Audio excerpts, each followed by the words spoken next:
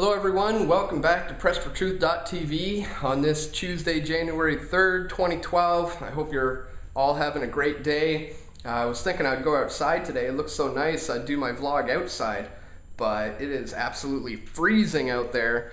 So I'm not going to be doing that. I'll be doing it from right here. And I certainly hope that you guys are somewhere nice and warm and cozy today.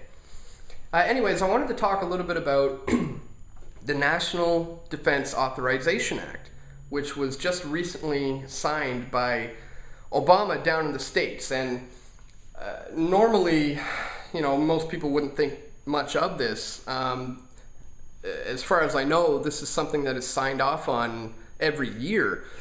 It's just that this time around, there's been some very key changes that have been made to it. Specifically, under Section 1031, the American military now has the ability to arrest and detain indefinitely their own American citizens without trial.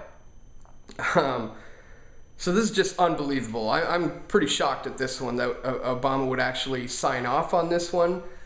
This completely abolishes posse comitatus, which was set in place in the States to protect American citizens from being policed by their own military.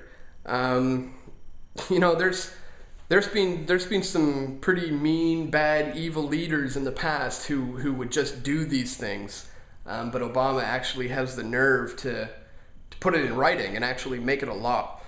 So knowing the implications of this, he felt it necessary to make a statement. So he recently said, "My administration will not authorize the indefinite military detention without trial of American citizens.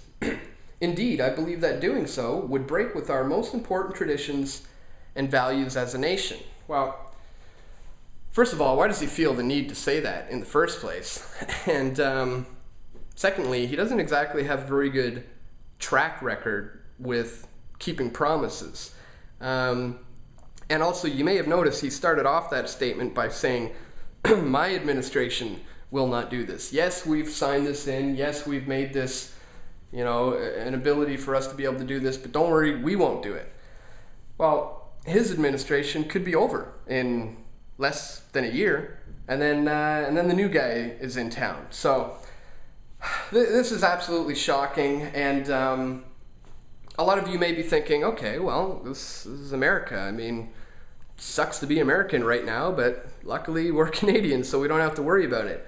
Well, that's not exactly the case. We do, in fact, have to worry about it because over the last few years, there's been a serious effort to integrate the Canadian authorities with the American authorities. In fact, some of you may remember just back on December 7th of 2011, Stephen Harper and Obama announced the Beyond the Border Perimeter Security and Economic Competitiveness Action Plan. And part one of that plan was addressing threats early. Some of the measures found in the Beyond the Border Action Plan include conducting joint integrated threat assessments, improving cooperative law enforcement capacity, and national intelligence and information sharing.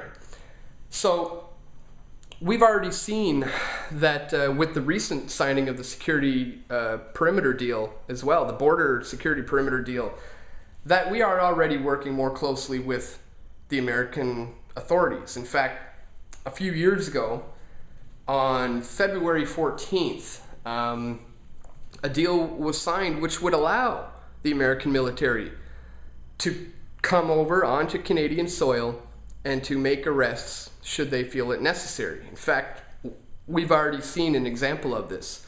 Some of you may have heard of the now infamous case with Mark Emery. Mark Emery is a Canadian. He was living in British Columbia, and he had a business where he was selling marijuana seeds. And now, regardless of your view or your stance on that, whether you think it's right or wrong or morally incorrect, it's irrelevant. The bottom line is it's legal here in Canada. It was completely legal. However, the American government felt that they wanted to put a stop to it, so they just simply came across the border, detained him, arrested him, and he is now doing jail time for something that was completely legal here in Canada, but they decided to come over and arrest him. Now again, this whole NDAA Act is supposed to be in the case of a civil emergency, but again, their definition of what a civil emergency is so broad that it could literally incorporate anything and include just about anyone. So it's definitely something we're going to have to keep a close eye on in the near future. Sure does seem like they're getting their ducks in a line. They're getting prepared for how to deal with things when something big happens. So we need to we need to be vigilant of this, because we want to keep Canada Canadian. I mean, we love our brothers to the south. We love our neighbors, but we want them to remain just that, neighbors. So let's just keep a close eye on this one in the very near future. This was just passed on New Year's Eve. They often do that. They'll pass these things when they think nobody's paying attention. But the independent media has been stepping up their game and talking about it. And so I hope that you guys will spread this information and share this information, because it most certainly is of utmost importance to Canadians. So that's it for today, guys. Tomorrow, I hope you tune in. I'm going to be talking about SOPA, the Stop Online Piracy Act, which also has huge implications for Canadians and people all over the world. It could literally change the face of the internet as we know it. So I'll be touching on that tomorrow. And that's it for today. So once again, guys, thanks for tuning in. Thanks for listening. And I will talk to you tomorrow.